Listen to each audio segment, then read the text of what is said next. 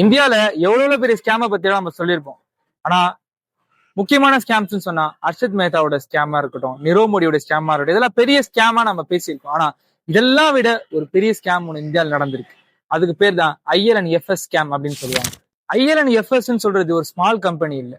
அது LIC போன்ற இந்த மாதிரி கம்பெனி மாதிரி பிக்கெஸ்ட் ஷேர் ஹோல்டர் வச்சிருக்கிற ஒரு கம்பெனி. ஆல்மோஸ்ட் அவங்க எவ்வளவு டெபிட் வச்சிருந்தாங்க அப்படின்னா 91,000 crores டெபிட் வச்சிருந்த ஒரு கம்பெனி அவங்க. இவங்க ஸ்கேனுடைய மெக்கானிசம்ன்றது ஒரு பழைய லோன் அடைக்கிறதுக்காக புதுசா ஒரு லோன் எடுப்பாங்க. இதுக்கு பேர் தான் எவர் கிரீனிங் அப்படின்னு சொல்லுவாங்க. இதனால இவங்க என்ன பண்ணாங்கன்னா லாஸ் ஆன பல விஷயங்களை ப்ராஃபிட்னு காமிச்சாங்க.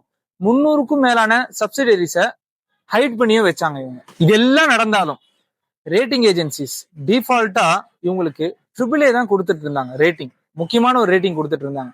ஆனா இது டிஃபால்ட்டான இந்த அந்த 2 நாளைக்கு முன்னாடி தான் இந்த ப்ராப்ளம்ஸ் அரைஸ் ஆகிற 2 நாளைக்கு முன்னாடி தான் ரேட்டிங் ஏஜென்சிக்கே தெரியும் இந்த மாதிரி ஒரு விஷயங்கள்லாம் நடந்திருக்குன்றது. மிகப்பெரிய ஃபெயிலியரா மாறிச்சு. 2018ல இவங்களுடைய என்டையர் பிசினஸ்மே கொலாப்ஸ் ஆகுது. இவங்களுடைய பேங்க், இன்வெஸ்டர்ஸ், NBFCs எல்லாமே ஃப்ரீஸ் ஆகுது. அந்த நேரத்துல இன்னசென்ட்டான இன்வெஸ்டர்ஸ் எல்லாருமே லாஸ்ல போறாங்க. கடைசியா ஒண்ணு சொல்லணும்னா, ஆஸ் இட் இஸ் எல்லா கேஸ்ல நடந்த மாதிரி இந்த கேஸ்லயும் இதே மாதிரிதான் நடந்துச்சு. இவ்வளவு பெரிய ஸ்கேம் பண்ணாலும் பெரிய ஒரு இது இல்லை உங்களுக்கு. ஆனா சின்ன பாரோவர்ஸ் எல்லாருமே இந்த மாதிரி ஒரு ஸ்கேம் பண்ணாங்க அப்படின்னா டைரக்டா அரெஸ்ட் தான் உங்களுக்கு.